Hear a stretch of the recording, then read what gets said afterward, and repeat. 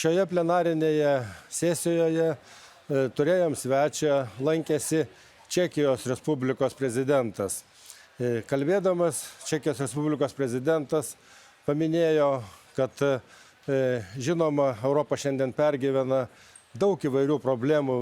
Sunkiausias žinoma klausimas tai yra karas Ukrainoje, Rusijos sukeltas karas ir turim dėti visas pastangas, kad karą laimėti ir kad Europa galėtų toliau vystytis ir toliau būti vieninga ir solidari. Jis paminėjo taip pat labai svarbius demokratijos principus, teisės viršenybės principus, solidarumo principus.